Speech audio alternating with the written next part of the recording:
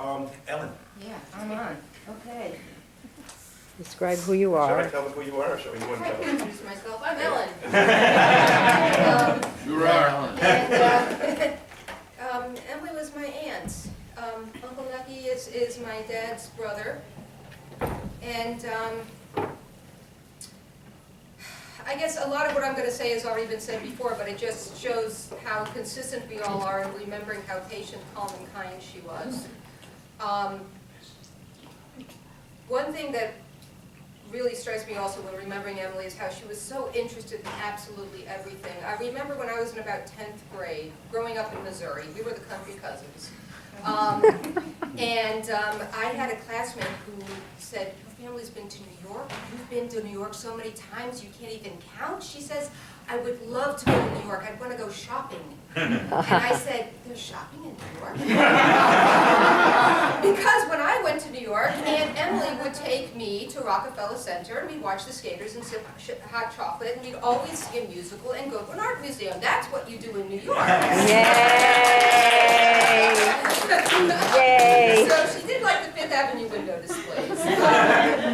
Because they But- reminded her, remember? She was interested in absolutely everything. I remember actually walking in Manhattan with her once, and we walked by the Helmsley Palace Hotel, and there was a sign that said that they had an exhibit there on Robert Moses, who I had no idea. I'm like, I know Robert Moses. Who's Robert Moses? So she said, "Come, this is going to be interesting." And so we went, and I now know more about the infrastructure of New York than any other Missourian. I'm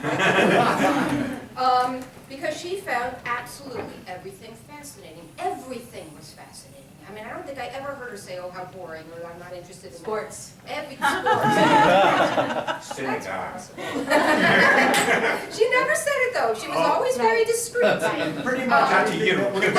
Even when I became religious, this is not on my paper. You're making me go off book, That's but correct. off topic. But even when I started becoming religious, then Emily took me aside and said to me in her very sweet, loving, gentle way, she said, "My stepfather Dan was very religious, and that's why I'm against religion. If you want to be religious, that's fine. I have no gripe with you." And she was awesome. She was fantastic. She did not get mad at me about it at all, unlike some other family members who are not here today. In her quest to constantly be learning and her never satisfied curiosity, she read the New York Times every single day. She knew everything that was going on. And she would clip art. I always felt so loved because I would get for years in the mail an article she had clipped out of the New York Times that she sent to me because she thought I'd be interested, and she was always right. She encouraged my love of learning from the time I was a teeny little thing by giving me the Winnie the Pooh series starting at age 3. When I was 6, she gave me Now We Are 6. I still have all these books. She gave me, after that, when she finished Winnie the Pooh, then she gave me all the Dr. Dolittle books. E.B. White, Trumpet of the Swan. My kids are now reading the copies that she Oh, that's gave where me. they went. No, I have the Dr. Dolittle. I have your Dr. Those Dolittle. are your Oh, favorites? my goodness. I read the first grade. Now, I have to say that by the time I came along, my father and his brother had only a very loving relationship, and I was never aware of anything else between them. But my father always credited Emily for smoothing over some rough spots that he had with Nucky. Apparently, shortly after Emily and Nucky were married, Emily took the two of them and sat them down and said, "You're brothers, you need to act like it, and there will be no quarreling," and they moved on. And I'm very grateful because I have these incredible cousins who, if the two of them hadn't had her to come, straighten them out, I wouldn't have this lovely relationship that I have with all of you. Right.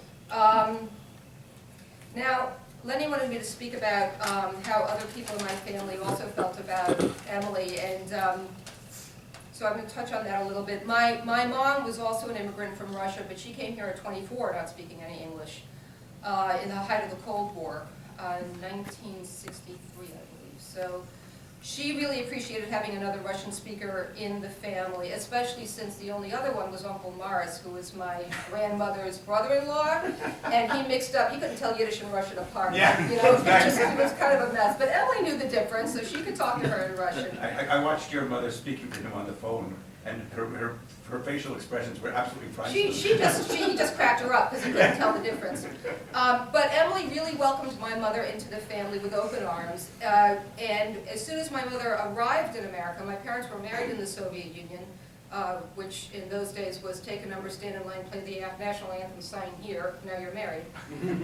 But Emily made a party for them at the house in Roslyn. And she was really the one who was able to make my mother feel comfortable. I'm not sure that your family heard what my family heard, but it was not just a party, it was a campaign. She called the relatives and they were gonna win grandma over so that your mother would be welcome. They actually Well, and it was planned. Emily who was behind Yes, it. Yeah. absolutely. It was a deliberate campaign Yeah. to win my parents over, and it succeeded. Now, I have to interject, your mother didn't make it easy, because she was already pregnant. And we discovered in the middle of the party that she was about 8 feet up in an apple tree. Right, it was a pear tree. No, it was an apple tree, Yeah, we it was didn't have an pear apple trees, tree. there was an apple tree, Yeah. right next to my bedroom. Because she was overwhelmed by all these English-speaking, Lehrmans. that- Can you okay. imagine for the first time in your life being But she in a also room liked full to of climb Lehrmans? trees. Literally? She was a country girl She at was heart. literally, And my mother talked her down. oh my God. Wait a minute, you mean to say she was going to jump and, the baby? No, she was just No, up it's there. because She was it's just not climbing. decorum. You have to have an undress and look nice and smile and nod. And my mother's like, screw this, I'm gonna go climb a tree. Oh There's fruit no. up there. I remember your mother came Being over. surrounded by a house full of Lehrmans and you barely speak the language. I remember your It's mother. overwhelming, Remember your yes. mother came over pregnant, and my father was concerned for her safety in the flight, and so he was trying to figure out when, how pregnant she was. And Edgar thought he was trying to figure out whether they had sex before marriage. I mean, The last thing I want to say about my mom is that my mother does not like to write letters. She never writes me, she hates to write letters, but she did correspond regularly with Emily. And Emily is somebody who made even my mother feel comfortable no matter what. She didn't feel at all on the spot or threatened. She could put anybody at ease. And I'm going to get back to page 1 here. Okay.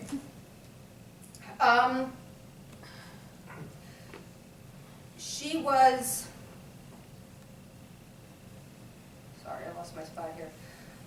Emily was that warm and welcoming to all of us. I remember when I was about 5 or 6 that she was visiting us in St. Louis, and I was sitting in the back seat of my dad's Fairlane 500 with her, and I just kind of snuggled up into her, and she said, "What, is something wrong? Are you not well?"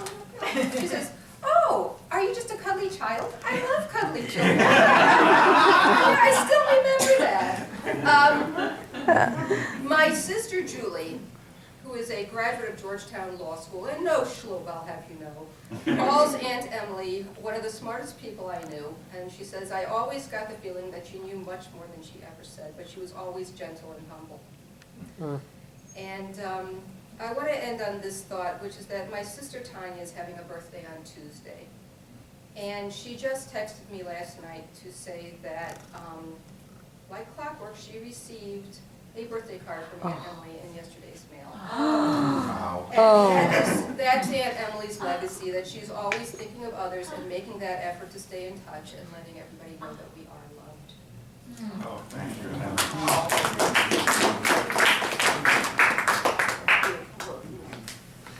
Well, Emily has a list of people in the family on the, next to the dining room table with the dates. And a week or 2 before each of them, she got a card and sent it systematically. And now you're gonna take over, Nat? You're gonna send them all out now, every single one of them It's your every job. year? Everyone. Nat, there's an email service. I was gonna say.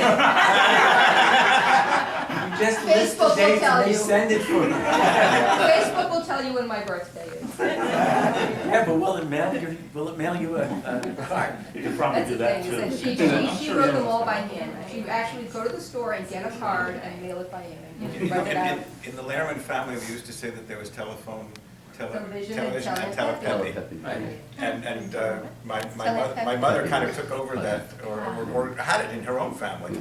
The Gladstone family, by the way, the family tree is 20 pages long. It's almost as big as the Lehrman family. Wait, what font? I'll let you be the judge. You're the next